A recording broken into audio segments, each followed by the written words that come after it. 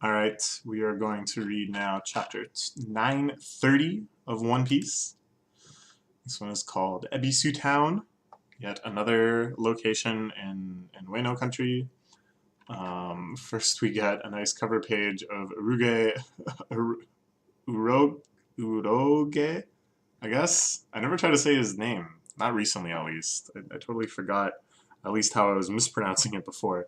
And Cracker, the former Big Mom, Big Three, that Luffy ate to death, basically, riding on dolphins. Now, this is perhaps one of the strangest requests I think I've seen come through um, the reader request system for front page illustrations, in that these characters have nothing to do with each other, as far as I know, and they have nothing to do with dolphins, unless it's some bizarre pun with like maybe how they speak. They both like grin a lot. Is that something to do with dolphins? They both can like kind of bulk up their bodies, right? Is that why? Okay, it doesn't matter. Let's just move on. Let's turn back the clock a little. This is a town that strives out the leftovers from the Flower Capital, Ebisu Town. Oh, Toneyasu coming back with Zoro.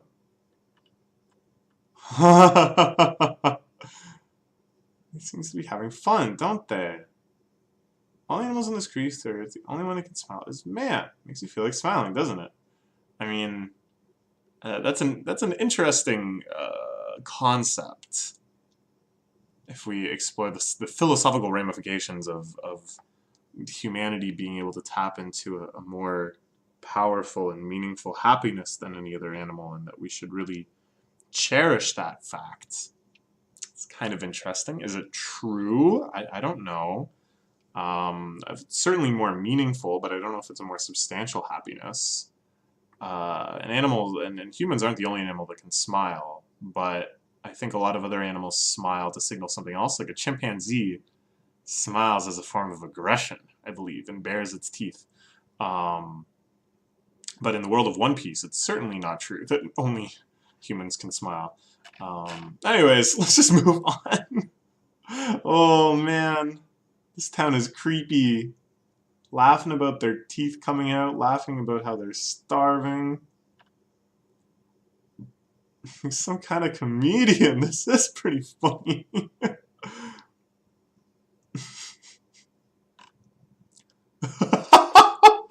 That's so good. Came back last night. The Three Ox Boy. Ox. Appears in the dead of the night at the third hour of the Ox, steals money from the evil rich people of the capital, and scatters around the longhouses of the poor district. Cool. Okay. Ooh, they just bought some water. That's all this Robin Hood-esque man was able to afford for them. Interesting. This is cool, though. This story, I don't know how it's going to connect with anything. I don't know who this Ox 3 man is. I don't know if it's going to be someone we already know, or if it's going to be a new character, but I'm kind of feeling like it'll be a new character, or maybe one of the other samurai or something that have been hinted at. And it's like, I like, though, the density of stories and of things that are happening around Wano. It's like very in line with how we think of the country, that they wouldn't just sit around waiting to be rescued. They wouldn't just be idle and accepting of their fate. That there would already be all sorts of stories of rebellion and all sorts of local heroes and stuff. That already there would be like a history coming through. And that's not to, like poop on the people of Drum Kingdom or the people of Dressrosa or whatever that were more subjugated under their respective cruel masters. But Wano, it's another tier. It's a whole other level of history and power that's involved in the citizenship here. Actually, I gave those examples, but both Drum Island and Dressrosa also had people that were already doing stuff before the Straw Hats arrived. So, I think Oda's just really good at that in general. Tell me it won't hurt after, I promise. Oh, that's heartbreaking. He drinks a bit of water. That smile of fortune will never come your way. Call it the Ebisu smile. That's why this is Ebisu Town. Ain't gonna lose the property. Even if we cry, we gotta smile. Look at Zoro. Just a little smirk. You can respect it. Even if he doesn't quite get it, you can respect it. And you know, he's thinking like, alright, who do I have to cut to make this right? How many people will I have to slash before nobody here is starving? Okay, Onigashima. That's the Island of Demons. Don't you dare let her enter this country, that bloody hag. Toad. Whoa, whoa, whoa, whoa, whoa, whoa, whoa, whoa, whoa, whoa, whoa. Okay, there's a lot going on in this page. So this is like the outpost of Kaido, right? This is where Kaido hangs out, and it's near Wano. It's like up the Wano waterfall, I believe. So Big Mom's ship, this is the gigantic singing ship, one of their flagships, if not the big ship of the Big Mom Kingdom. It's coming up to Wano. So just last chapter when I'm like, what more could they possibly add? We've seen all the major players now. We've seen like Kaido's chief staff. We've seen the fact that CP0 is here now. Blah, blah, blah, blah, blah. We've seen all of the Shogun's people. Who else could possibly get involved? Oh, apparently it's Big Mom. Apparently Big Mom is just here. And even more alarming, here's Kaido in like a shirt. He's just hanging out in a shirt and looking very small. Don't you think he looks very small in this painting? Unless this other guy is huge. And I don't know why I called it a painting. I meant to say panel. But Kaido seems like ridiculously small here. I don't know. It doesn't really matter. So Big Mom is coming. And we know it's Big Mom because she's doing the mama mama mama mama laugh. Which is the Big Mom laugh. So Big Mom is mad at the Straw Hats for sure, for big time sure. Also just always mad at Kaido, you know, they have beef that goes way, way, way back, presumably. I would imagine she's kind of neutral on the various political issues besieging Wano right now, i.e. who gets to eat food, the environment, borders open, closed, things of this nature. What the heck is she going to do when she gets here? It's no use, the reflecting arcane fire. And we see not just Big Mom, but all of her major players, too. Pedo Man and Smoothie and the man with a genie that comes out of his tummy. And Big Mom, of course. Coming back for her cloud, too. She wants Zeus that Nami just took. Okay. Okay. I don't know, man. I don't know. It's like every arc of One Piece is bigger and more impactful than the last. That's not always true, but that's the general trend. And it seems like Wano, with all of the things that already had to be in Wano, the fact that now they already just putting Kaido on top of Wano is like a major investment into that arc in terms of like just how much stuff has to happen. And now you have CP0 and the Big Mom Pirates. All of these parties not entirely in line with each other.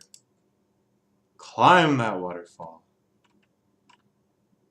Okay.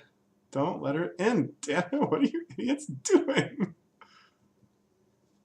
Kaido looks so much smaller than I thought he would. Alright, whatever. Kaido's just kind of like a normal guy now. What I mean by that is that for a long time they always shadowed his face. They didn't really show his face properly until the big dragon reveal, which was super badass. But now, you know, he can... And it used to be that he would command like an entire page himself that often, I think for quite a while, we never saw Kaido outside of like a 2-page spread, where like 70% of 2 pages was just Kaido. And now, you know, he can just appear in a panel. That's true, but this is kind of a side effect of when you need when you start cramming all these arc elements together, right? Is that what used to be like a force of nature that was hardly comprehensible is now one of many such incomprehensible forces of nature in the same country at the same time. If she comes ashore, it'll be all out war. Wano country. Whoa. Whoa, whoa, whoa. Okay, so this is King, of course, the extreme BDSM looking commander of Kaido's army. Presumably, by name, you would think he was the second in command, given that it's a playing card-based hierarchy, who apparently has the pterodactyl fruit, turns into this extremely scary-looking pterodactyl, that just, like, one-shotted Big Mom's ship off of the waterfall? And Big Mom got knocked into the ocean.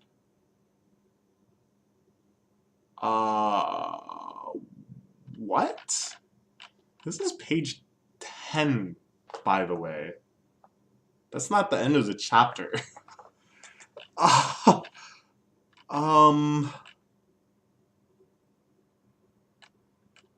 For real? Is that it?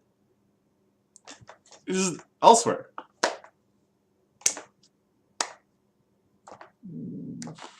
What the heck? Okay, so meanwhile, the Straw Hats in Law are running off from the Dragon Force. They keep calling it the Dragon Fruit. I suppose the reason... Okay, alright. Now, this makes a bit of sense, I guess. Kaido, of course, being the possessor of the OG Dragon Fruit, is very, very interested in artificial Dragon Fruit, so it makes sense that a lot of his crew have Dragon Fruit powers. Not the actual fruit, Dragon Fruit, but, you know. And then X-Drake, perhaps part of the reason he was able to get involved with Kaido after he went to one of the islands that Kaido controlled, originally planning on kicking up a big ruckus, is because he had a Dragon Fruit as well? Oh, by the way, a kid is here. In all of my overload feeling of how much stuff is going on in Wano, I forgot that the kid is here as well. Okay, so... the other, yeah, so X-Drake and Page 1 are chasing the Straw Hats. Don't you dare say a word about the Samurai of the Minx. Die without divulging a single secret. Luffy would never say something like that. Single wound could reduce our strength at the final battle. Don't fight now. Yeah, this is so... You're officially the worst captain ever. I'm gonna spill the beans and save myself. It's true. All of this is very, very out of line with what Luffy would do. Luffy would be like, yeah, fight. Why are you even asking me this question? I'm already fighting. Okay. A house just blew up. Because of... Oh! Page 1. Rampaging and destroying all soda cells.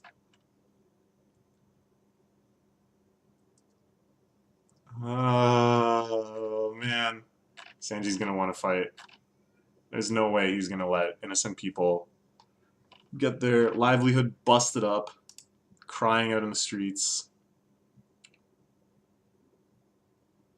Okay. Alright, there we go. Sanji kicked a dinosaur. As is tradition. Going all the way back to when he kicked that gigantic banana dial.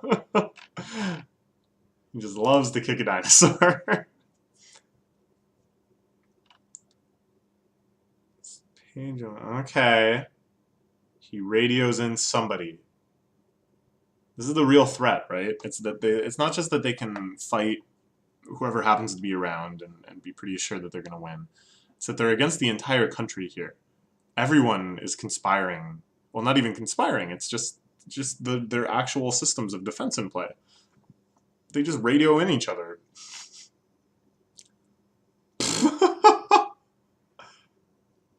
This guy doesn't know who I am. Oh. Is it because Sanji only had a proper wanted poster very recently? And this guy has no idea what he actually looks like? Theirs ain't bad either. It's fine as long as they don't find out. Oh, okay, so before X-Drake gets there, X-Drake, who of course knows what Sanji looks like from his own run-ins with the Straw Hats on Sabaody Archipelago, right? I'm sure they crossed paths at some point. Whatever. Sanji is going to use the raid suit that he took from his brothers in the previous arc, disguise himself, beat the crap out of some dinosaurs, just like it was some season of Power Rangers, presumably, and then go back to his humble everyday life as a soba salesman. Is that the plan? That sounds like the plan. Hiatus next week, not for us, because we're behind, so chapter immediately. See you tomorrow. Bye-bye.